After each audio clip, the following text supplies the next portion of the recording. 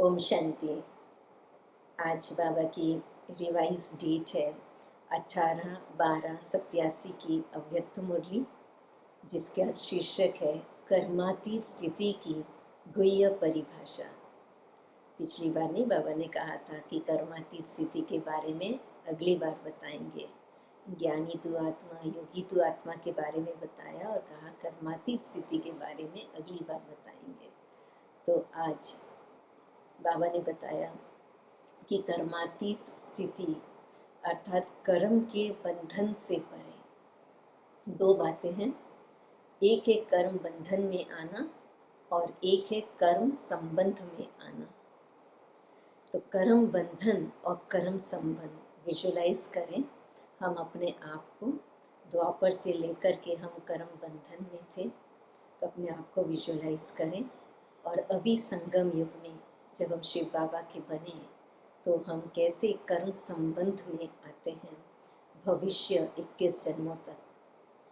तो दोनों को हम अपने आप अपनी ही स्थिति को विजुलाइज करेंगे। जैसे जैसे बाबा कहते हैं, जैसे एक कागज पर हम दो भाग कर दें, एक तरफ कर्म बंधन एक तरफ कर्म संबंध, तो ऐसे ही अपने आप को विजुलाइज करें, एक तरफ कर्म बंधन दूसरी तरफ कर्म संबंध। अब कर्म बंधन में बाबा क्या कह रहे हैं आज मुरली में, और कर्म संबंध के लिए बाबा क्या कह रहे हैं। जैसे जैसे बाबा कहते जाएं वैसे वैसे अपने आप को विजुलाइज करते जाएं। तो आज विदेही बाप दादा अपने विदेही स्थिति में स्थित रहने वाले श्रेष्ठ बच्चों को देख रहे हैं। विदेही स्थिति कौन सी स्थिति? विदेही, इस देह में रहते हुए देह से परे आत्मिक स्थिति में रहना। हर एक ब्राह्मण आत्मा विदेही बनने के व कर्मातीत बनने के श्रेष्ठ लक्ष्य को लेकर संपूर्ण स्टेज के समीप आ रही है।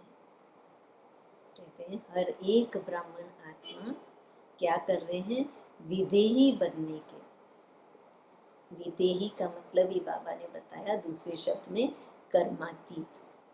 कर्मातीत अर्थात विदेही। तो इस श्रेष्ठ लक्ष्य को लेकर के संपूर्ण स्टेज के समीप आ रहे हैं।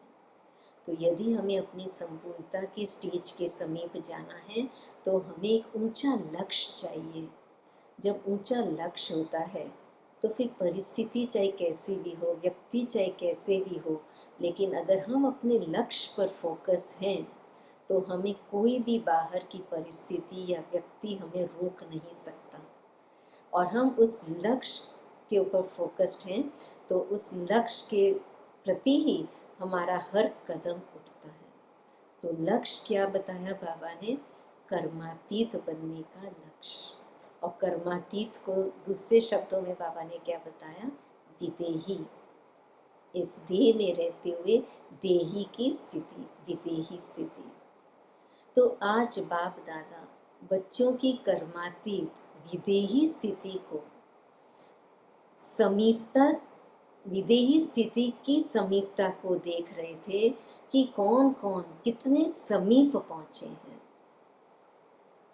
फॉलो ब्रह्मा बाप कहाँ तक किया है वह कर रहे हैं।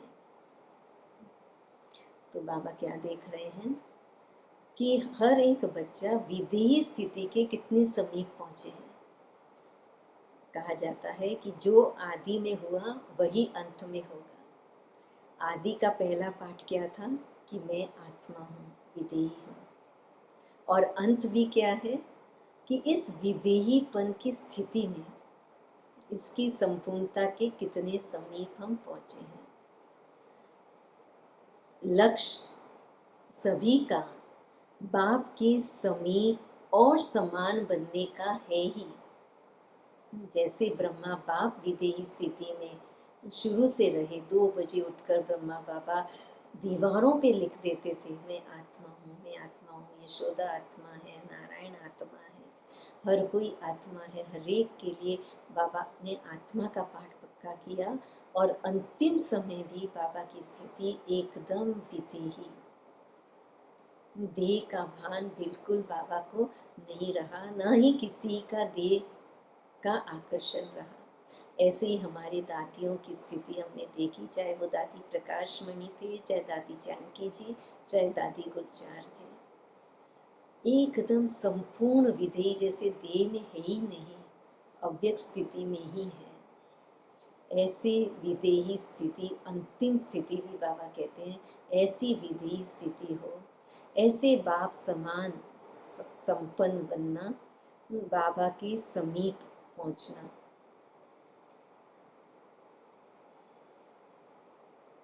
तो बाबा कहते हैं कि प्रैक्टिकल में सबका लक्ष्य तो एक ही है कि बाबा के समान और समीप बने, लेकिन प्रैक्टिकल में नंबरवार बन जाते हैं। इस देह में रहते विदेही अर्थात कर्मातीत बनने का एग्जाम्पल, मिसाल साकार में ब्रह्मा बाप को देखा। तो कर्मातीत बनने की विशेषता क्या है? जब तक यह देह है, कर्मेंद्रियों के साथ इस कर्म क्षेत्र पर पाठ बजा रहे हो, तब तक कर्म के बिना सेकंड भी रह नहीं सकते हो। तो कर्मातीत अर्थात क्या? जब तक देह है, कर्मेंद्रियों के साथ कर्म के बिना हम नहीं रह पाएंगे। श्वास लेना भी एक कर्म है, श्वास भी हम इन कर्मेंद्रियों के द्वारा लेते हैं। तो इसलिए कर्मेंद्रियों के बिना, कर्म किए बिना तो हम रह ही नहीं सकते। तो फिर कर्म अतीत अर्थात कर्म से अतीत, उसका अर्थ क्या है? तो कर्मातीत अर्थात कर्म करते हुए कर्म के बंधन से परे। कर्म से परे नहीं, लेकिन क्या बाबा कह रहे हैं? कर्मातीत अर्थात क्या है? कर्मातीत अर्थात कर्म करते हुए कर्म के बंधन से परे। एक बार गुलजार दादी जी बहुत अच्छा इस पर अपना अनुभव सुना रहे थे और क्लास में बता रहे थे कि जैसे मान लीजिए कि किसी ने गुस्सा कर दिया, अब उसको आप कहो कि शांत हो जाओ, तो क्या होता है? वो उस गुस्से के बंधन में ऐसा बंधा हुआ है गुस्सा करने के कि उस समय उसको कहो शांत हो जाओ तो हो नहीं पाता, और ही उसको डबल गुस्सा आ जाता है, क्योंकि वो उस कर्म के बंधन में, गुस्सा करना भी वो एक कर्म किया, उसके बंधन में फंसा हुआ है। तो इसलिए उस कर्म के बंधन से परे हम हो जाएं तो फिर एक सेकंड में शांत हो जाएंगे। जैसे ही बाबा की कोई मुरली की पॉइंट पड़ी, किसी ने अगर हमें इशारा दे दिया कि देखो ऐसे गुस्सा नहीं करना है, शांत हो जाओ, तो अगर हम उस समय पर जैसे ही विधेय हो जाते हैं, उस बंधन से परे हो जाते हैं, तो क्या होगा? हम तुरंत शांत हो जाएंगे। लेकिन अगर हम उस बंधन में फंसे हुए हैं तो हम डिपेंडेंट हो जाएंगे। हम सोचेंगे कि गुस्सा नहीं आएगा तो और क्या होगा। तो इसके लिए हम उस बंधन में फंसने के कारण, डिपेंडेंट होने के कारण उससे फिर परे नहीं हो सकते हैं। तो कर्मातीत होना अर्थात ऐसे नेगेटिव बंधन जो हो जाते हैं, नेगेटिव कर्मों के प्रभाव में जो हम आ जाते हैं, उसके बंधन में जो हम फंस जाते हैं, बाबा कहते हैं उससे परे होना। तो कर्म करते हुए कर्म के बंधन से परे, एक है बंधन और दूसरा है संबंध। तब हम शुरू हो जाए, बाबा बता रहे हैं अभी दोनों का अंतर। एक है कर्म बंधन, दूसरा है संबंध। कर्मेंद्रियों द्वारा कर्म के संबंध में आना अलग चीज है, और कर्म के बंधन में बंधना यह अलग चीज है। कर्म बंधन कर्म के हद के फल के वशीभूत बना देता है। विजुलाइज करें, कर्म के बंधन में हैं हम, तो क्या हो रहा है कि कर्म के जो हद का फल है, कि आज मान लीजिए कि अभी हम ये मुरली सुना रहे हैं, कर्म कर रहे हैं मुरली सुनाने का, मुरली सुनने का। अब उसका हद का फल क्या होगा? कि मुरली कैसी सुनाई, किसको अच्छा लगा नहीं लगा, एप्रिसिएशन मिला नहीं मिला, लाइक्स मिले नहीं मिले, कितने व्यूज़ मिले, ये सब हो गए हद के फल, है ना। तो उस हद के फल के वशीभूत होना अर्थात कि अगर लाइक्स हुए तो बहुत खुशी हो गई, व्यूज़ अच्छे हुए तो बहुत खुशी हो गई, तो ये हो गया वशीभूत होना। नहीं हुए, लाइक्स नहीं मिले, व्यूज़ अच्छे नहीं मिले, तो नाराज़ हो गए, उदास हो गए, और फिर कोसने लगे कि ये तो है ही ऐसे, तो करते ही ऐसे हैं। तो इस प्रकार से ये हो गया वशीभूत होना। तो विजुलाइज करें अपने आप को कर्म संबंध में आना और कर्म बंधन में आना। तो कर्म बंधन क्या होगा, हद के फल के वशीभूत बना देता है। वशीभूत शब्द ही सिद्ध करता है जो किसी के भी वश में आ जाता है, किसी के भी, फिर चाहे वो परिस्थिति हो, प्रकृति के द्वारा हो या व्यक्ति के द्वारा हो या वस्तु के द्वारा हो, किसी के भी वश में आ जाता। वश में आने वाले भूत के समान फिर भटकने वाले बन जाते हैं। तो अभी दूसरी पॉइंट कर्म बंधन की, एक तो बताया कर्म बंधन में जब आते हैं तब क्या होता है, हद के फल के वशीभूत। दूसरी पॉइंट, वशीभूत हो गए तो बुद्धि भटकती रहती है, फिर भूत के समान भटकने वाले बन जाते हैं। जैसे अशुद्ध आत्मा, भूत बन जब प्रवेश होते हैं तो मनुष्य आत्मा की क्या हालत होती है, क्या हालत होती है मनुष्य आत्मा की, परवश हो भटकते रहते हैं। ऐसे कर्म के वशीभूत अर्थात कर्म के विनाशी फल के इच्छा के वशीभूत हैं, तो कर्म के बंधन में बांध बुद्धि द्वारा भटकाता रहता है। तो कर्म भी क्या करता है, बंधन में बांध बुद्धि के द्वारा भटकाता रहता है। फिर बुद्धि भटकेगी, दूसरे व्यक्तियों को देखेगी, दूसरों के साथ कंपैरिजन करेगी, दूसरों के साथ कंपटीशन करने में लगेगी, फिर ईर्ष्या होगी, फिर या तो डिप्रेशन होगा, निराशा होगी, और फिर बुद्धि बाबा के साथ योग में बैठेंगे तो योग नहीं लग पाएगा, फिर क्यों क्या के क्वेश्चन चलना शुरू हो जाएगा, और बाबा से भी फिर लड़ाई करना शुरू कर देंगे। तो इसलिए फिर क्या होगा, अगर हद के फल के वशीभूत है तो बुद्धि भटकेगी। इसको कहा जाता है कर्म बंधन।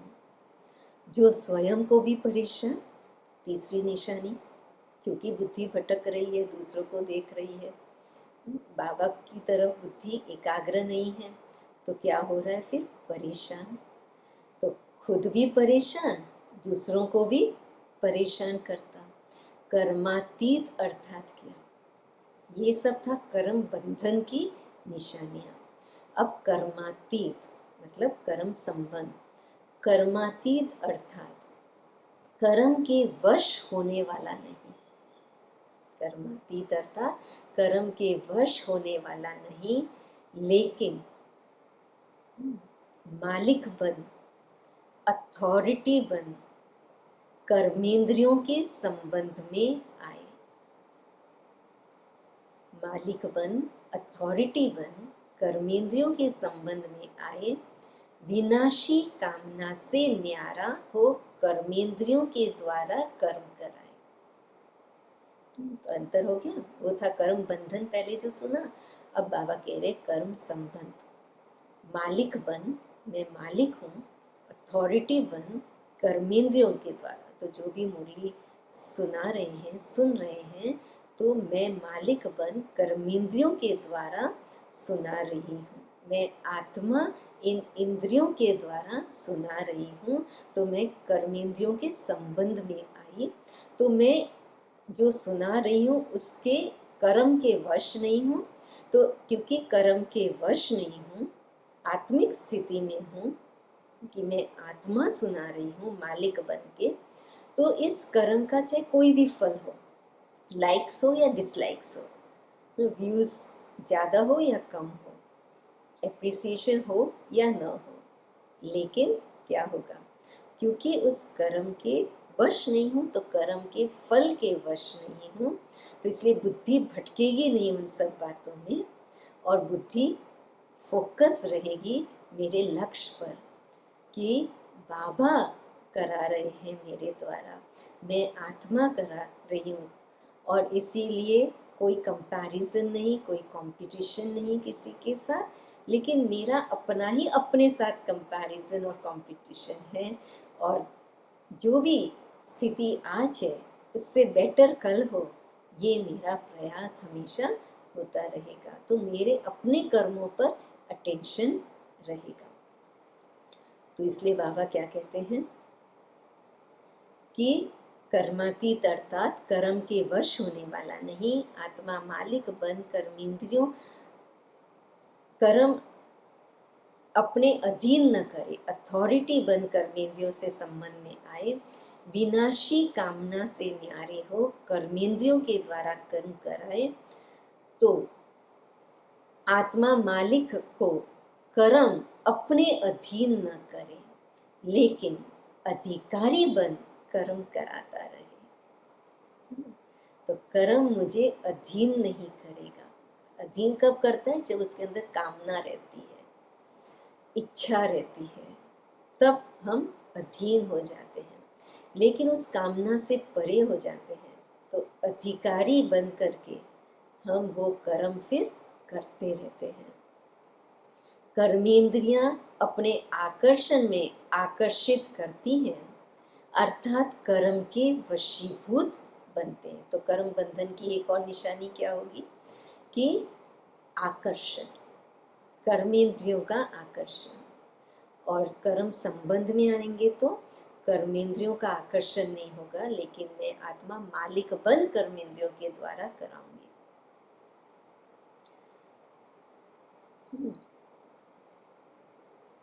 तो कर्म के वशीभूत बनते जब आकर्षित होते हैं, अधीन होते हैं और बंधन में बंध जाते हैं। कर्मातीत अर्थात इससे अतीत अर्थात न्यारा। आँख का काम है देखना, लेकिन देखने का कर्म कराने वाला कौन? कर्मातीत अर्थात इन कर्मेंद्रियों से न्यारा। आँख का काम है देखना, लेकिन इन आँखों के द्वारा देख कौन रहा है? मैं आत्मा इन आँखों के द्वारा देख रही हूँ। गुलजार दादी बहुत अच्छा बताते थे कि हम ये कहते हैं ना कि मैं देख रही हूँ आँखों के द्वारा। हम क्या कहते हैं कि मैं इन आँखों से देख रही हूँ। हम ये नहीं कहते हैं कि मैं आँख देख रही हूँ, लेकिन मैं इन आँखों से देख रही हूँ। तो अंतर हो गया। हम ये नहीं कहते मैं मुख बोल रही हूँ, लेकिन हम कहते हैं मेरा मुख है, मैं इस मुख से बोल रही हूँ, मेरी आँखें हैं। मैं आँख हूँ नहीं, मैं मुख हूँ नहीं, मेरा मुख है। तो ऐसे ही बाबा कहते हैं कि मैं आँख नहीं देख रही, लेकिन कौन देख रहा? मैं आत्मा इन आँखों से देख रही हूँ। तो आँख कर्म करने वाली है और आत्मा कर्म कराने वाली है। तो कराने वाली आत्मा करने वाली कर्मेंद्रियों के वश हो जाए तो इसको कहते हैं कर्म बंधन। कर्म बंधन, कर्म संबंध अर्थात मैं मालिक बन इन आँखों से देख रही हूँ, तो जो मैं आत्मा देखना चाहती हूँ वही देखूंगी, क्योंकि मैं मालिक हूँ। मैं जो चाहूँगी वही इन आँखों को कहूँगी देखने के लिए और वही आँखें देखेंगी। लेकिन जब मैं इन आँखों के वश हो जाती हूँ, अधीन हो जाती हूँ, तो क्या होता है? ये आँखें जो मुझे दिखाती है मैं वही देखती हूँ। और फिर मैं कहती हूँ कि मैं ये देखना तो नहीं चाहती थी, लेकिन देख लिया। तो ये हो गया इन आँखों के वश होकर के करना। और एक है मैं आत्मा मालिक बन इन आँखों के द्वारा देखती हूँ। कराने वाले बन कर्म कराओ, तो इसको कहेंगे कर्म संबंध में आना। कर्म बंधन का अर्थ क्या हो गया कि बाबा कहते हैं कि जो कराने वाली आत्मा है वह करने वाली कर्मेंद्रियों के वश हो जाए तो कर्म बंधन, और कराने वाली आत्मा बन करके कर्म कराए तो वो हो गया कर्म संबंध। कर्मातीत आत्मा संबंध में आती है लेकिन बंधन में नहीं रहती। कभी कभी कहते हो ना कि बोलना नहीं चाहते थे लेकिन बोल लिया, करना नहीं चाहते थे लेकिन कर लिया। इसको कहा जाता है, क्या कहेंगे, कर्म बंधन या कर्म संबंध? कर्म के बंधन में वशीभूत आत्मा। ऐसी आत्मा कर्मातीत स्थिति के नजदीक कहेंगे या दूर कहेंगे? बाकी चेक करें अपने आप को। कर्मातीत अर्थात दे के संबंध, पदार्थ लौकिक चाहे अलौकिक, दोनों संबंध से, बंधन से अतीत। बाबा कहते हैं ना कि अलौकिक में भी सोने की जंजीर है, तो उसके बंधन, सोने की जंजीर के भी बंधन से अतीत अर्थात न्यारे। भल संबंध शब्द कहने में आता है देह का संबंध, देह के संबंधियों का संबंध, लेकिन देह में व संबंध में अगर अधीनता है, अगर अधीन है तो संबंध में भी बंधन बन जाता है। संबंध शब्द न्यारा और प्यारा अनुभव कराने वाला है, लेकिन अगर अधीन हो गए तो फिर बंधन का अनुभव हो गया। तो आज की सर्व आत्माओं का संबंध, आज दुनिया में कलयुग में सर्व आत्माओं का संबंध बंधन के रूप में बदल गया है। जहाँ संबंध बंधन का रूप बन जाता है तो बंधन सदा स्वयं को किसी न किसी प्रकार से परेशान करता रहेगा, दुख की लहर अनुभव कराएगा, उदासी का अनुभव कराएगा। तो और अंतर बता दिया कर्म बंधन और कर्म संबंध। क्या अंतर? वैसे तो संबंध जो है वो न्यारे और प्यारेपन की अनुभूति कराता है, लेकिन वही संबंध में जब अधीनता है, जैसे कि आजकल के संबंध बाबा कहते हैं कि उसमें अधीनता है। अधीनता है अर्थात कि जैसे पहले बाबा ने बताया कि हद की कामना है, इच्छाएं हैं उस संबंध में, एक्सपेक्टेशंस हैं उस संबंध में, और इसके लिए अधीन है कि अगर वो ऐसा करे तो ऐसा मैं करूं, वो खुश रहे तो मैं खुश रहूं, वो दुखी है तो मैं भी दुखी हूं। तो डिपेंडेंसी है। तो जब संबंध में अधीनता है, डिपेंडेंसी है, एक्सपेक्टेशंस है, तो फिर दुख की लहर की अनुभूति है, उदासीनता की अनुभूति है। तो ये सब हो गया कर्म बंधन। परेशान होंगे तो परेशानी, दुख और उदासी, ये है कर्म बंधन। विनाशी प्राप्तियां होते हुए भी अल्पकाल के लिए वह प्राप्तियों का सुख अनुभव करेगा। हर प्रकार की प्राप्तियां हैं लेकिन विनाशी है, इसके लिए अल्पकाल का सुख अनुभव करेगा। सुख के साथ साथ अभी अभी प्राप्ति स्वरूप का अनुभव होगा, अभी अभी प्राप्तियां होते हुए भी अप्राप्त स्थिति का अनुभव होगा। प्राप्ति सब कुछ है, बैंक बैलेंस है, प्रॉपर्टी है, सब संबंधी है, सब कुछ प्राप्ति है, सब पदार्थ मौजूद है, व्यंजन मौजूद है, वस्त्र मौजूद है, अच्छे हर चीज की प्राप्ति है, लेकिन अभी अभी उसका सुख अनुभव होगा और अभी अभी क्या होगा, प्राप्ति होते हुए भी बाबा कहते अप्राप्त स्थिति का अनुभव होगा, जैसे कुछ भी नहीं है। मुख सुख के साथ साथ अभी अभी प्राप्ति स्वरूप का अनुभव और अभी अभी प्राप्तियां होते हुए भी अप्राप्त स्थिति का अनुभव होगा। भरपूर होते हुए भी अपने आप को खाली खाली अनुभव करेगा। सब कुछ होते हुए भी कुछ और चाहिए, ऐसे अनुभव करता रहेगा। और जहाँ चाहिए चाहिए चाहिए चाहिए जहाँ है वहाँ कभी भी संतुष्टता नहीं रहेगी। तो सब कुछ होते हुए भी ये चाहिए, वो चाहिए, ऐसा चाहिए। क्यों? क्योंकि दूसरे को देख रहे हैं, उसके पास ये है, उसके पास वो है, तो चाहिए चाहिए चाहिए हमेशा लगा रहता है। तो इसके लिए संतुष्टता नहीं रहेगी। मन भी राजी, तन भी राजी रहे, दूसरे भी राजी रहे, वह सदा हो नहीं सकता। किसका नहीं हो सकता? जो कर्म बंधन में है, जो कर्म संबंध में है, वो तो क्या कहेंगे? बाबा कहते हैं वो चाहिए चाहिए नहीं करेंगे, वो कभी भी अप्राप्ति में नहीं रहेंगे। तो इसलिए बाबा क्या कहते हैं कि कोई ना कोई बात पर स्वयं से नाराज जो कर्म बंधन में रहते हैं वो, क्योंकि चाहिए चाहिए अप्राप्ति की अनुभूति करते रहेंगे, संतुष्टता नहीं रहेंगे, खुद राजी हो, दूसरे राजी हो, सब राजी हो, वो सदा नहीं रहेगा। तो इसके लिए क्या होगा?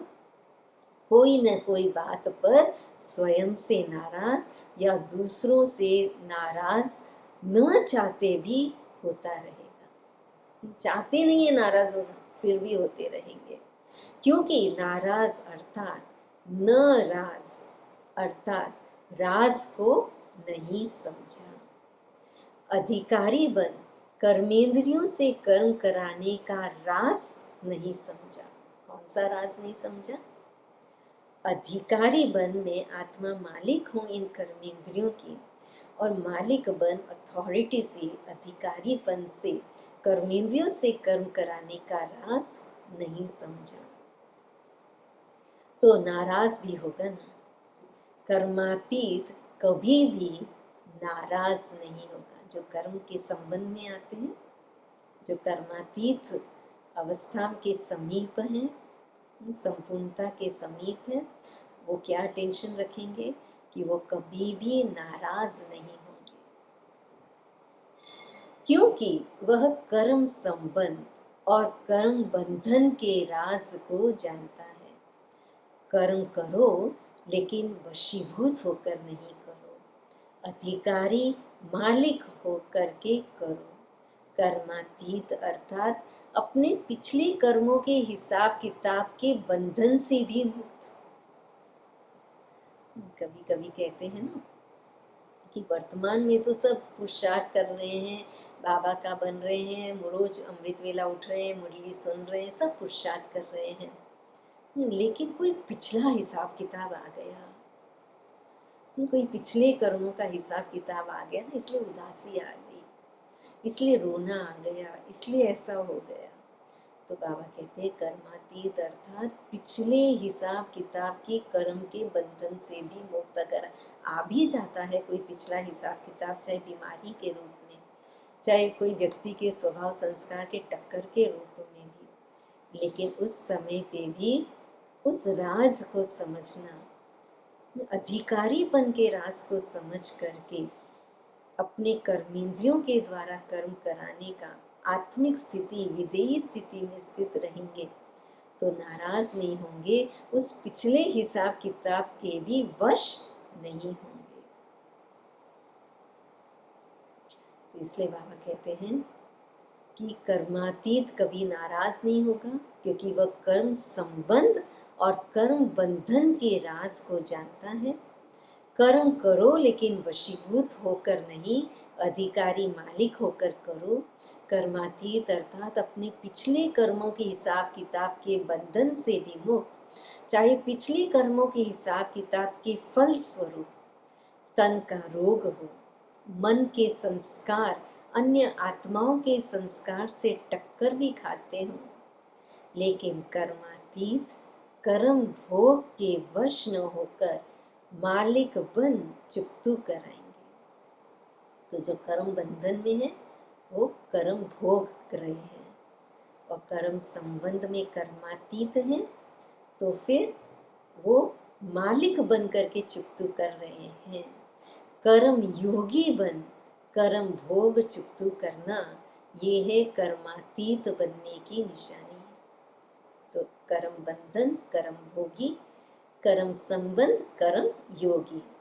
योग से कर्म भोग को मुस्कुराते हुए सूली से काटा कर भस्म कर देना, अर्थात कर्म भोग को समाप्त कर देना। योग से कर्म भोग को मुस्कुराते हुए सूली से काटा कर उसको कर्म भोग को हमेशा के लिए समाप्त कर देना। व्याधि का रूप न बने। गुलजार दादी जी का अंत तक शरीर में चाहे कैसी भी व्याधि, लेकिन आत्मा विधेयी स्थिति में। ब्रह्मा बाबा दादियों को हम देखें कैसे अंतिम समय में शरीर की कितनी भी बड़ी के बड़ी व्याधि क्यों न हो, चाहे मम्मा ब्लड कैंसर मम्मा को, फिर भी एकदम विदेही स्थिति, कर्मातीत स्थिति, जो मुस्कुराते हुए हमेशा रहे। सूली को भी काटे को भी रुई के समान हल्का कर दिया और हमेशा के लिए कर्म भोग से मुक्त हो गए। व्याधि का रूप न बने। जो व्याधि का रूप बन जाता है वह स्वयं सदा व्याधि का ही वर्णन करता है। कर्म बंधन अर्थात व्याधि का रूप, व्याधि बीमारी को व्याधि का रूप बना देना। तन तक बीमारी है वो अलग बात है, लेकिन उसको मन में भी स्वीकार कर लेना तो वो हो गया व्याधि का रूप बनना। मन में भी वर्णन करेगा तो मुख से भी वर्णन करेगा। दूसरी बात, व्याधि का रूप होने के कारण स्वयं भी परेशान होगा और दूसरों को भी परेशान करेगा। वह चिल्लाएगा। जो कर्म बंधन वाली आत्मा है, जिसने कर्म भोग को व्याधि का रूप बना दिया है, वो मन में भी वर्णन करेगा, मुख से भी उसी का ही वर्णन करता रहेगा, खुद भी परेशान, दूसरों को भी परेशान और चिल्लाता रहेगा। और कर्मातीत क्या करेगा? जो कर्म के संबंध में आएगा, जो कर्म योगी बन करके कर्म भोग को चुक्त करेगा, वो क्या करेगा? वो चला लेगा। एक है चिल्लाएगा और ये है चला लेगा। कोई को थोड़ा सा दर्द होता है तो भी चिल्लाते बहुत हैं, और कोई को ज़्यादा दर्द होता है तो भी चला लेते हैं। कर्माती स्थिति वाला देह के मालिक होने के कारण कर्म भोग होते हुए भी न्यारा बनने का अभ्यासी है। बीच बीच में अशरीरी स्थिति का अनुभव बीमारी से परे कर देता है। वैसे भी आप देखो, डॉक्टर के पास जब जाते हैं और डॉक्टर को जब इंजेक्शन लगाना होता है ना, तो डॉक्टर कहते हैं रिलैक्स, अपने मसल्स को रिलैक्स करो, तो इंजेक्शन सहज लग जाता है।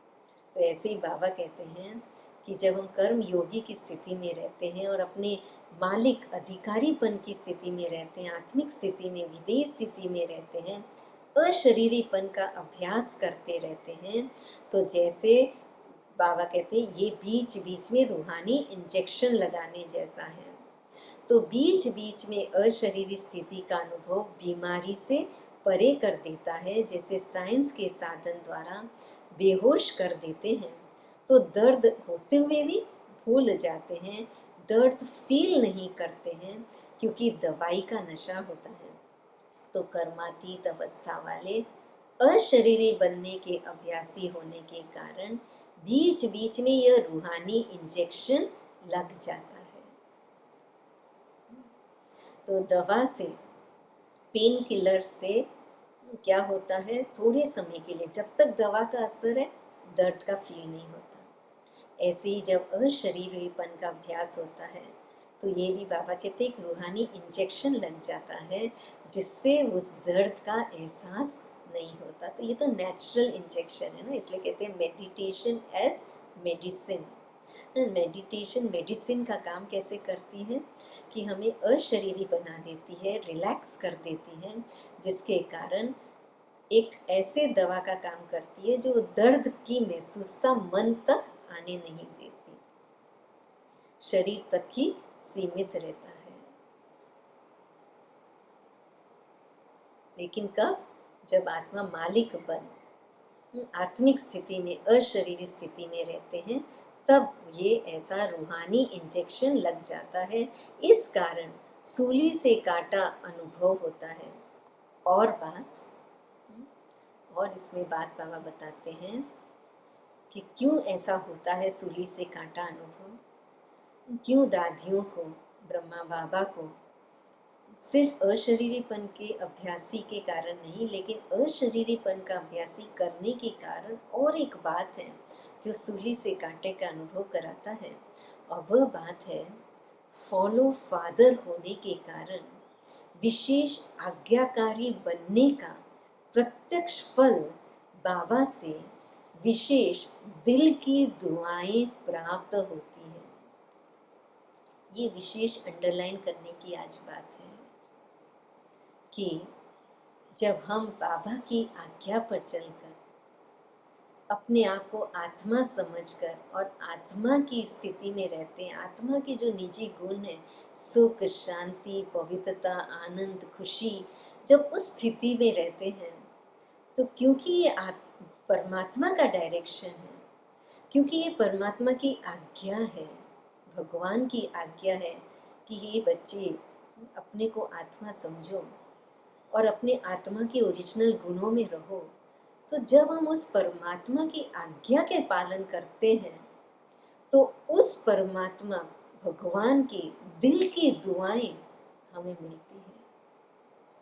लौकिक में भी जब किसी की आज्ञा का पालन कर दो तो उसके दिल से आशीर्वाद दुआएं मिलती है, थैंक यू निकलता है, वो जो कहता है, जैसा चाहता है वैसा अगर उसके लिए कर देते हैं तो उसको इतनी खुशी होती है कि वो दिल से दुआएं देते हैं, तारीफ़ करता है, एप्रिशिएट करता है, और उसके दिल से हमारे लिए दुआएं निकलती है, क्योंकि उसने जैसा चाहा वैसा हमने उसके लिए कर दिया।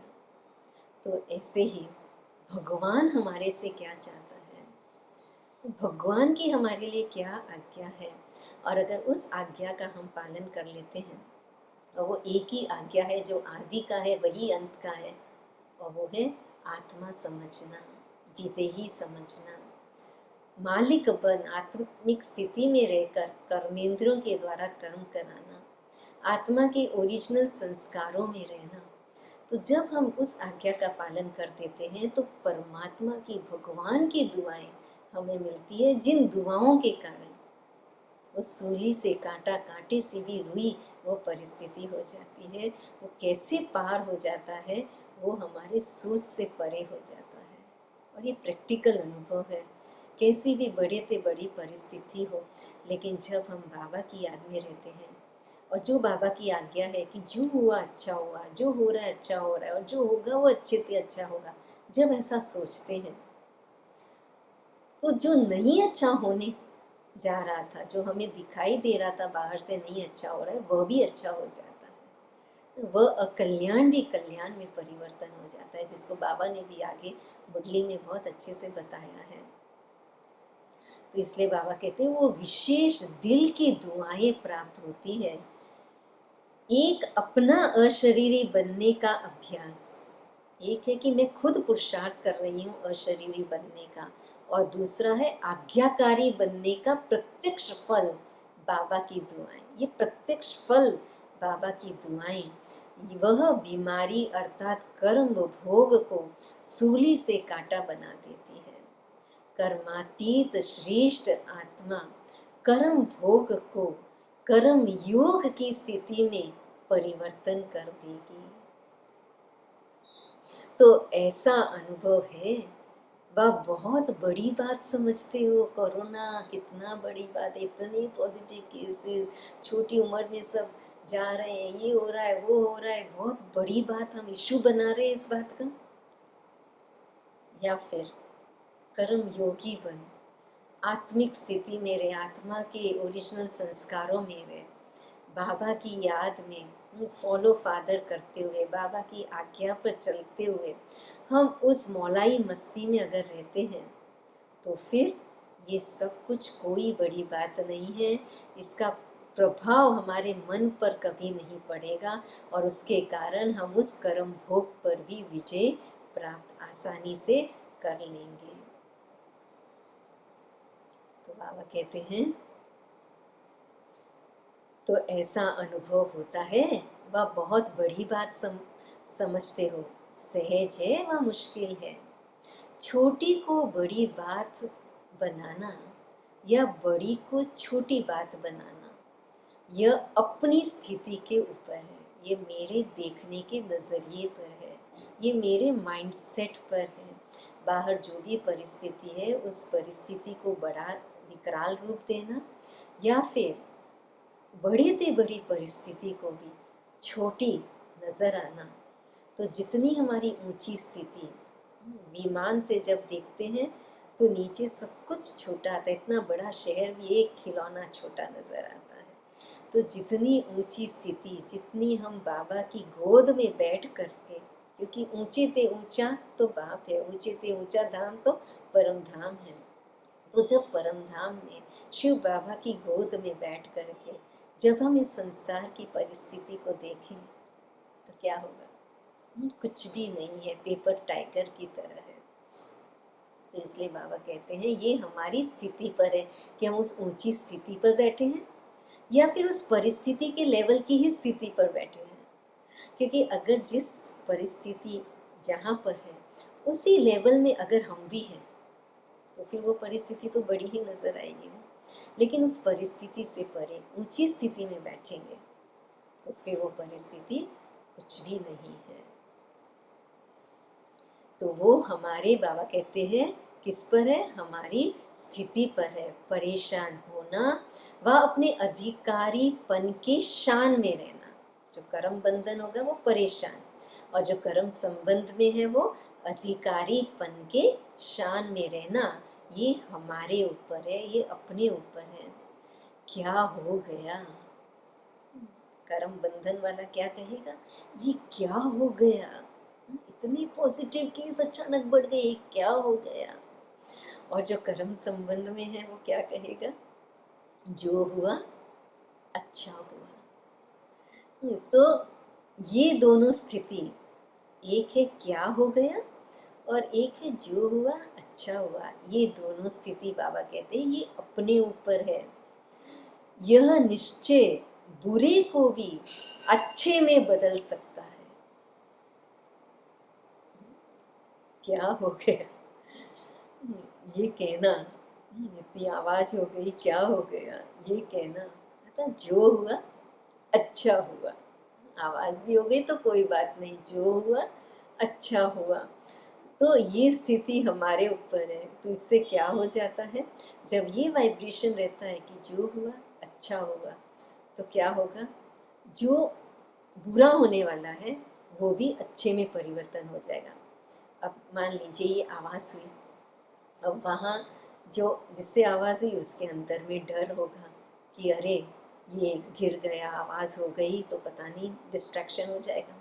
लेकिन यहाँ बैठे हम कह रहे हैं कोई बात नहीं, जो हुआ अच्छा हुआ। तो वही वाइब्रेशंस जाएंगे तो वहाँ उस आत्मा का डर खत्म हो जाएगा और आगे नेक्स्ट कर्म जो करना है वो फिर और अच्छा हो जाएगा। और नहीं तो क्या होगा? जब डर रहेगा तो और गलती पे गलती और गलती पे गलती होती जाएगी, है ना। तो जो अच्छा होना था वह भी बुरे में कन्वर्ट हो जाएगा अगर डर के कारण। लेकिन जब हम ये वाइब्रेशंस दे रहे हैं जो हुआ अच्छा हुआ, तो वो डर नहीं रहता, और डर नहीं रहने के कारण जो हो गया सो गया। लेकिन अब से हम अच्छा करना शुरू कर देते हैं, वो एक एम्पावर्ड हो जाते हैं अच्छा करने के लिए। तो इसलिए बाबा कहते हैं कि यह निश्चय कि जो होगा अच्छा ही होगा, जो हुआ वो भी अच्छा ही हुआ। यह निश्चय क्या करता है? बुरे को भी अच्छे में बदल सकता है। क्योंकि हिसाब किताब चुकतू होने के कारण। क्यों बुरे को अच्छे में बदल दिया? क्योंकि हिसाब किताब चुकतू हो गया ना। जो भी पुराना हिसाब किताब था वो चुकतू हो गया। तो हिसाब किताब चुकतू होने के कारण वह समय प्रति समय प्रैक्टिकल पेपर ड्रामा अनुसार होने के कारण कोई बातें अच्छे रूप में सामने आएंगी और कोई बातें जो है वह अच्छा रूप होते हुए भी बाहर का रूप नुकसान वाला होगा। कई बार क्या होगा? अच्छा रूप होते हुए भी बाहर का रूप नुकसान वाला होगा। वह जिसको आप कहते हो कि यह इस रूप से अच्छा नहीं हुआ। वैसे वो गिर करके आवाज होना वो रूप से तो अच्छा नहीं हुआ, तो बाहर का रूप तो नुकसान वाला हो गया। बातें तो आएंगी, अभी तक भी ऐसे रूप की बातें आती रहेंगी और आती भी रहेंगी, आती रही हैं और आती भी रहेंगी। लेकिन नुकसान के पर्दे के अंदर फायदा छिपा हुआ होता है। बाहर का पर्दा नुकसान का दिखाई देता है। अगर थोड़ा सा समय धैर्यवत अवस्था, सहनशील स्थिति के अंतर्मुखी हो देखो, तो बाहर के पर्दे के अंदर जो छिपा हुआ है आपको वही दिखाई देगा।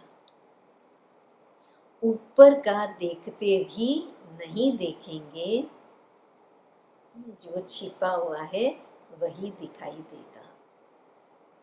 ये बहुत गहरी बात बाबा बता रहे हैं, बहुत राज की बात बाबा आज बता रहे हैं, ताकि हमारी कर्मातीत अवस्था बनी रहे, ताकि हम कर्म के बंधन में नहीं फंसें, ताकि हम कर्म के संबंध में आए।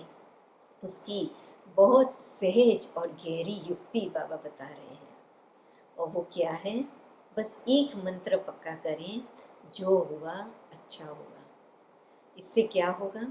बाहर का रूप भले नुकसान का है, कोई चीज़ गिर गई, आवाज़ हुई, नुकसान हुआ बाहर का रूप, लेकिन जैसे ही हमने कहा जो हुआ अच्छा हुआ, उस वाइब्रेशन से क्या हो गया? उस नुकसान के पर्दे के पीछे क्या अच्छा होगा कि एक तो मेरी स्थिति अच्छी हो गई, मेरे अंदर धैर्यता आ गई, सहनशीलता आ गई, अंतर्मुखता आ गई, सामने वाले का डर समाप्त हो गया और वह और एम्पावर्ड हो गया अच्छा करने के लिए।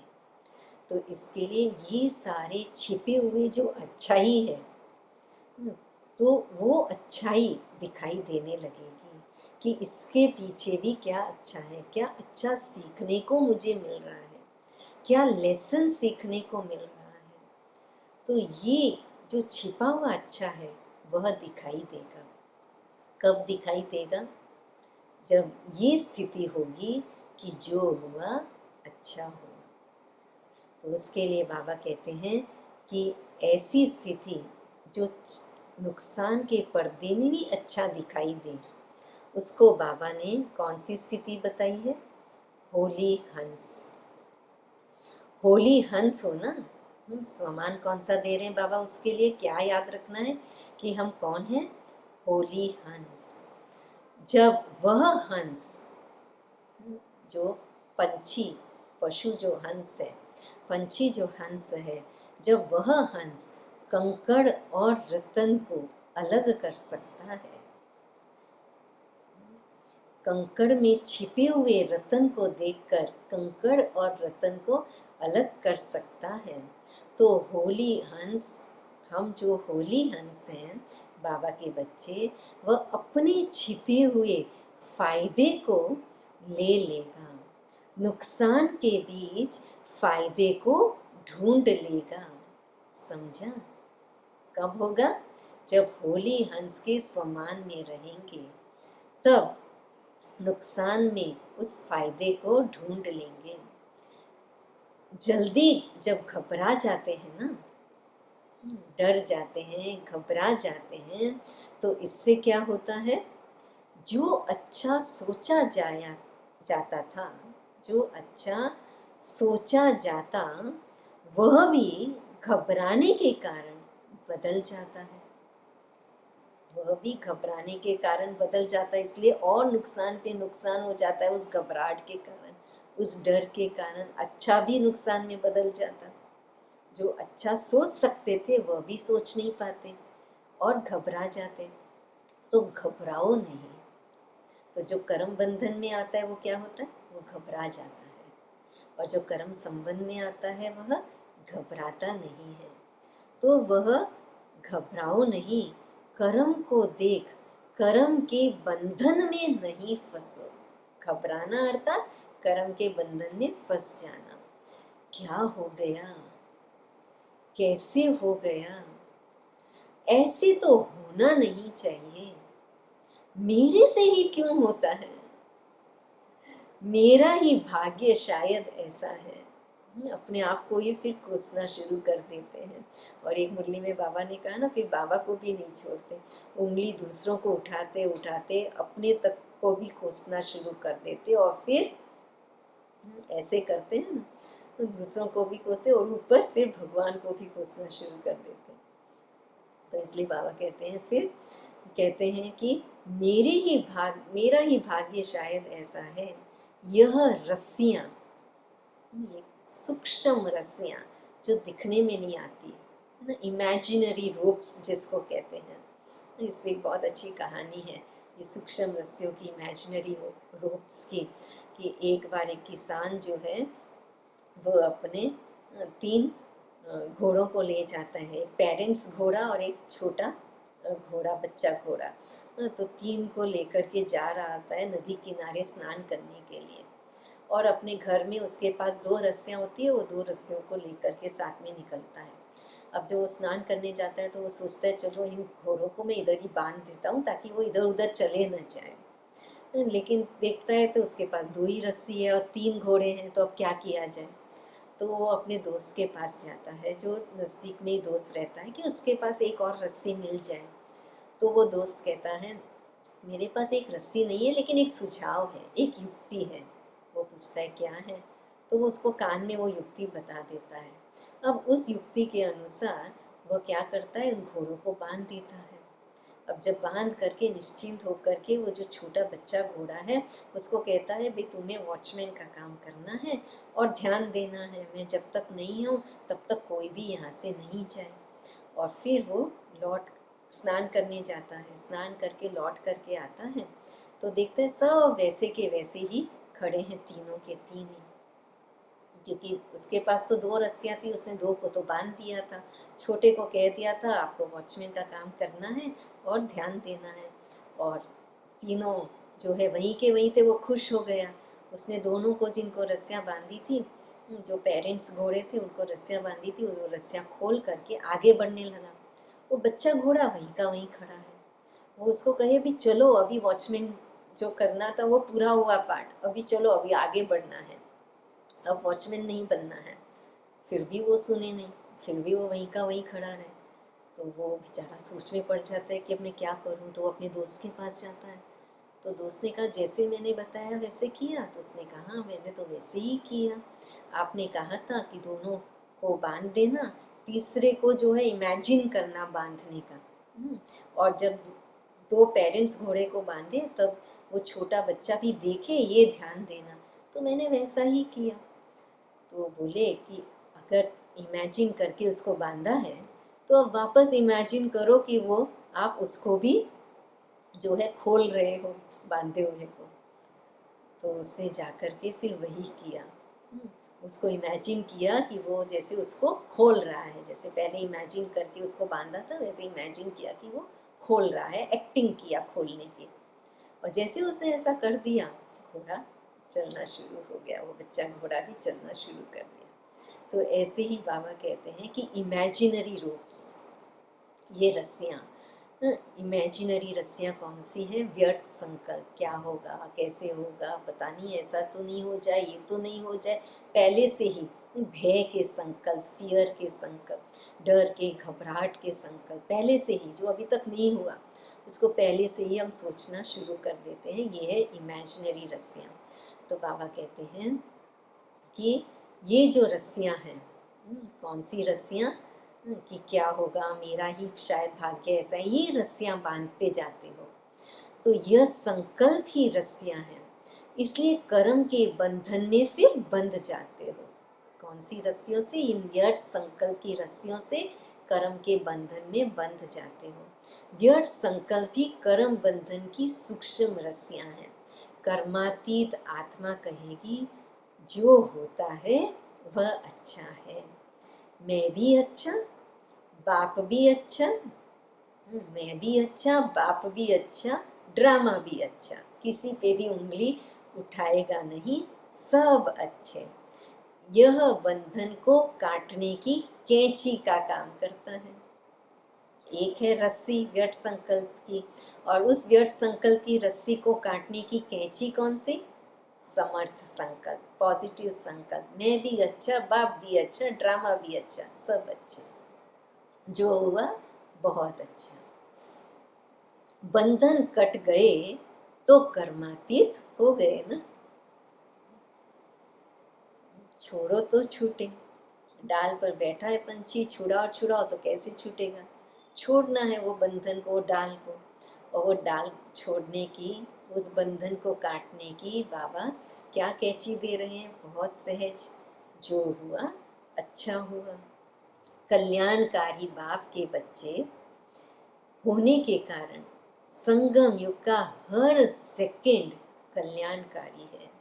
हर सेकंड का आपका धंधा ही कल्याण करना है, सेवा ही कल्याण करना है। ब्राह्मणों का ऑक्यूपेशन ही है विश्व परिवर्तक, विश्व कल्याणी।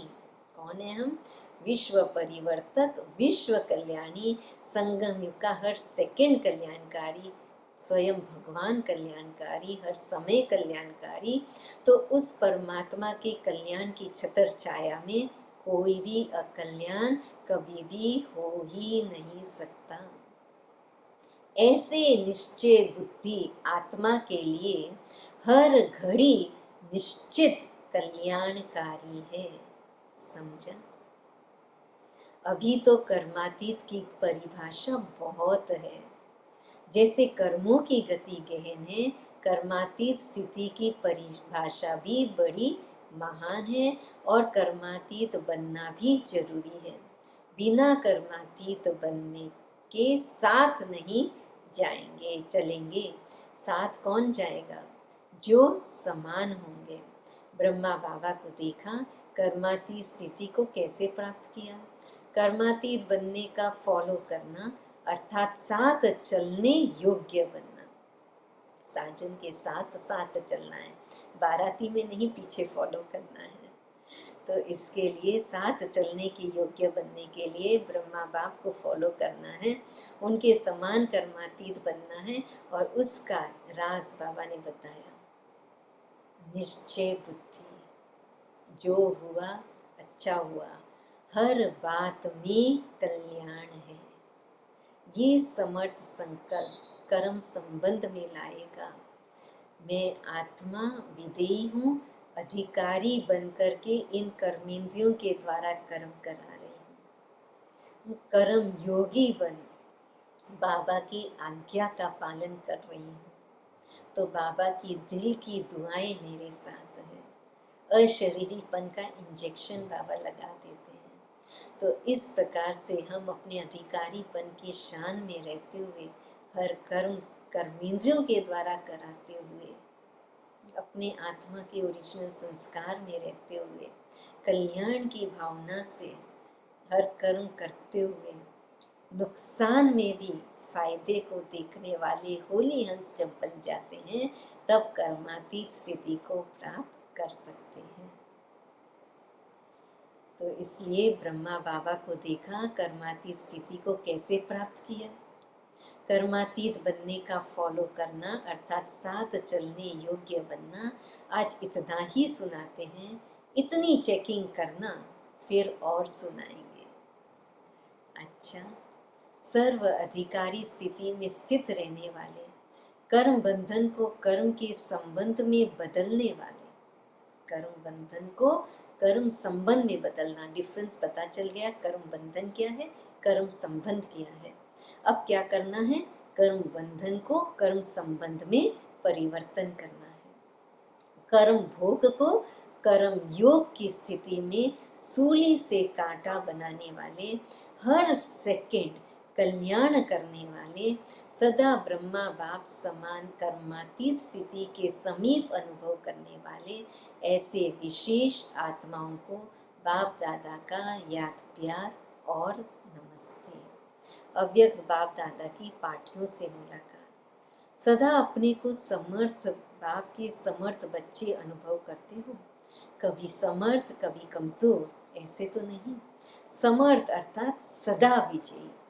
समर्थ को कभी हार नहीं हो सकती, स्वप्न में भी हार नहीं हो सकती। स्वप्न, संकल्प और कर्म सब में सदा विजयी। इसको कहते हैं समर्थ। ऐसे समर्थ हो क्योंकि जो अब के विजयी हैं बहुत काल से वही विजयी माला के गायन पूजन योग्य बनते हैं। जो अब के विजयी हैं वही बहुत काल के विजयी माला के गायन पूजन योग्य बनते हैं। अगर बहुत काल के विजय नहीं, समर्थ नहीं, तो बहुत काल के गायन पूजन योग्य नहीं बनते हैं। जो सदा और बहुत काल के विजयी हैं वही बहुत समय विजय माला में गायन पूजन में आते हैं, और जो कभी कभी के विजयी हैं वह कभी कभी को की अर्थात 16,000 की माला में आएंगे। तो 8 और 108 सदा काल के विजय, लेकिन 16,108 कभी कभी। तो बहुत काल का हिसाब है या सदा का हिसाब है। 16,000 की माला सभी मंदिरों में नहीं होती, कहाँ कहाँ होती है, इसलिए सब जगह पूजन योग्य नहीं बनेंगे, कहाँ कहाँ बनेंगे। दूसरा, सभी अपने को इस विशाल ड्रामा के अंदर हीरो पार्टधारी आत्माएं अनुभव करते हो। आप सबका हीरो पार्ट है। हीरो पार्टधारी क्यों बने? क्योंकि जो ऊंचे थे ऊंचा बाप जीरो है, ऊंचे थे ऊंचा बाप जीरो है, उसके 60 पार्ट बजाने वाले हो। आप भी जीरो अर्थात बिंदी हो, लेकिन आप शरीरधारी बनते हो और बाप तो सदा जीरो है। तो जीरो के साथ पाठ बजाने वाले हीरो एक्टर है। यह स्मृति रहे तो सदा ही यथार्थ पाठ बजाएंगे, स्वतः ही अटेंशन जाएगा। जब बिंदु बीज शिव बाबा जो जीरो है उनके साथ सदा रह कर के पाठ बजाएंगे तो सदा हमेशा यथार्थ पाठ बजाएंगे। जैसे कोई चीज़ को प्रिजर्व करके रखना है, अभी आम का सीज़न है, आम को प्रिजर्व करके रखना होता है अगर 12 महीना खाने के लिए, तो अगर without any preservative, without any sugar, बिना कोई शक्कर के, बिना कोई प्रिजर्वेटिव के अगर उसको प्रिजर्व करके रखना है 12 महीने के लिए, तो उसकी युक्ति पता है क्या है? उस आम को आप चाहे टुकड़े काट लो, चाहे आप उसका पल्प बना लो, उसके साथ आप उसके बीज को भी रख दो। जो आम की गुठलियाँ हैं, जो बीज है, उसको भी अगर उसके साथ रख देंगे तो उस बीज के कनेक्शन होने के कारण, उस आम के टुकड़े और आम के पल्प का कनेक्शन उस बीज के साथ होने के कारण वो सदा वैसे के वैसे रहते हैं, तो फिर उसके रंग में अंतर नहीं आएगा। वो एक प्रिजर्वेटिव का काम करता है। ऐसे ही बीज शिव बाबा, इस पूरे सृष्टि के वृक्ष का बीज कौन है? शिव बाबा। अगर उनके साथ हम हमेशा कनेक्टेड रहेंगे तो क्या होगा? हमारे जो ओरिजिनल संस्कार है वो हमेशा प्रिजर्व रहेंगे। एक नेचुरल प्रिजर्वेटिव का काम करेगा बाबा के साथ कनेक्शन, जीरो के साथ, और सदा ओरिजिनल संस्कारों के साथ कनेक्टेड होने के कारण सदैव यथार्थ कर्म करते रहेंगे। कभी भी रंग में फर्क नहीं आएगा, अर्थात संस्कारों में फर्क नहीं आएगा, दूसरे कर्म बंधन के प्रभाव में नहीं आएंगे, लेकिन सदैव कर्म संबंध में रहेंगे। तो इसलिए बाबा कहते हैं जीरो के साथ पाठ हमेशा बजाते रहो, अकेले पाठ मत बजाओ। जीरो के साथ पाठ बजाओ तो वायुमंडल का प्रभाव नहीं पड़ेगा और हमेशा हम अपने ओरिजिनल यथार्थ रंग रूप में रहेंगे, यथार्थ कर्म करते रहेंगे, यथार्थ संस्कार हमारे रहेंगे। तो जैसे हद के ड्रामा के अंदर हीरो पार्टधारी को कितना अटेंशन रहता है, सबसे बड़े ते बड़ा हीरो पार्ट आप सबका है। सदा इस नशे और खुशी में रहो, वह मेरा हीरो पार्ट जो सारे विश्व की आत्माएं बार बार यर करती हैं। यर मतलब यहाँ यहाँ मोर करते रहेंगे। यर हमें और चाहिए, और यहाँ चाहिए। यह द्वापर से जो कीर्तन करते हैं ना, यह आपके इस समय के हीरो पार्ट का ही यादगार है। कितना अच्छा यादगार बना हुआ है। आप स्वयं हीरो बने हैं, तब आपके पीछे अब तक भी आपका गायन चलता रहता है। अंतिम जन्म में भी अपना गायन सुन रहे हैं। गोपी वल्लभ का भी गायन है, तो ग्वाल बाल का भी गायन है, गोपिकाओं का भी गायन है। बाबा का शिव के रूप में गायन है, तो बच्चों का शक्तियों के रूप में गायन है। तो सदा हीरो पाठ बजाने वाली श्रेष्ठ आत्माएं हूँ, इस स्मृति में खुशी में आगे बढ़ते चलो। गोपी, गो अर्थात इंद्रियां, पी अर्थात समाप्त, अर्थात इन इंद्रियों के आकर्षण से समाप्त। इंद्रियों का आकर्षण समाप्त, इंद्रियों से परे, वह है गोपी। तो ऐसे बाबा कहते हैं, बाबा शिव और हम शक्तियाँ, शिव शक्ति का गायन। तो ऐसे शिव शक्ति के नशे में रहेंगे तो सदा खुशी में नाचते रहेंगे। कुमारों से पहली पॉइंट है, सहज योगी कुमार होना, निरंतर योगी कुमार, कर्म योगी कुमार। क्योंकि कुमार जितना अपने को आगे बढ़ाने चाहे उतना बढ़ा सकते हैं। क्यों? निर्बंधन है, बोझ नहीं है और जिम्मेवारी नहीं है, इसलिए हल्के हैं। हल्के होने के कारण जितना ऊंच जाना चाहे जा सकते हैं। निरंतर योगी, सहज योगी, यह है ऊंची स्थिति, यह है ऊंचा जाना। ऐसे ऊंच स्थिति वाले को कहते हैं विजय कुमार। विजय हो या कभी हार कभी जीत, यह खेल तो नहीं खेलते हो ना। अगर कभी हार कभी जीत के संस्कार होंगे तो एकरस स्थिति का अनुभव नहीं होगा, एक की लगन में मगन रहने का अनुभव नहीं करेंगे। सदा हर कर्म में कमाल करने वाले कुमार हो, दूसरी पॉइंट। सदा हर कर्म में कमाल करने वाले कुमार हो। कोई भी कर्म साधारण नहीं हो, कमाल का हो। जैसे बाप की महिमा करते हो, बाप की कमाल गाते हो, ऐसे कुमार अर्थात हर कर्म में कमाल दिखाने वाले। कभी कैसे तो कभी कैसे वाले नहीं, ऐसे नहीं जहाँ कोई खींचे वहाँ खींच करके चले जाओ। लुढ़कने वाले लोटे नहीं, वो बेपंदी का लोटा होता है ना इधर का ना उधर का, उसका अपना कोई पेंदा नहीं। तो वहाँ कहते ऐसे वाले नहीं, कभी कहाँ लुढ़क जाओ तो कभी कहाँ लुढ़क जाओ, ऐसे नहीं। कमाल करने वाले बनो, अविनाशी अविनाशी बनाने वाले हैं। ऐसे चैलेंज करने वाले कि हम अविनाशी हैं और अविनाशी बनाएंगे।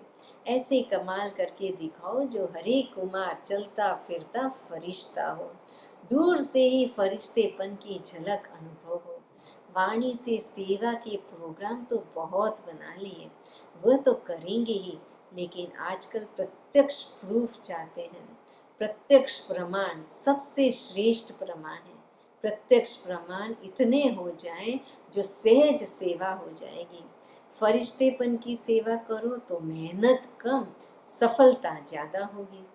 सिर्फ वाणी से सेवा नहीं करो, लेकिन मन, वाणी और कर्म तीनों के साथ साथ सेवा हो, इसको कहते हैं कमाल। अच्छा, विदाई के समय चारों ओर के तीव्र पुरुषार्थी, सदा सेवाधारी, सदा डबल लाइट बन, औरों को भी डबल लाइट बनाने वाले, सफलता को अधिकार से प्राप्त करने वाले, सदा बाप समान आगे बढ़ने वाले और औरों को भी आगे बढ़ाने वाले, ऐसे सदा उमंग उत्साह में रहने वाले श्रेष्ठ आत्माओं को, स्नेही बच्चों को बाप दादा का बहुत बहुत सिक व प्रेम से याद, प्यार और गुड मॉर्निंग। हम रूहानी बच्चों की, रूहानी बाप दादा को भी बहुत बहुत सिक व प्रेम से याद, प्यार और गुड मॉर्निंग। वरदान है, कदम कदम पर सावधानी रखते हुए पद्मों की कमाई जमा करने वाले पद्मपति भव। बाप बच्चे को बहुत ऊंची स्टेज पर रहने की सावधानी दे रहे हैं, इसलिए अभी जरा भी गफलत करने का समय नहीं है।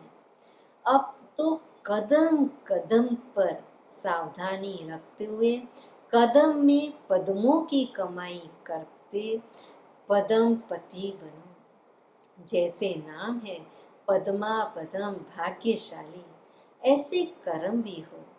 एक कदम भी पदम की कमाई के बिगड़ न जाए, तो बहुत सोच समझकर श्रीमत प्रमाण हर कदम उठाओ। श्रीमत में मन मत मिक्स न हो।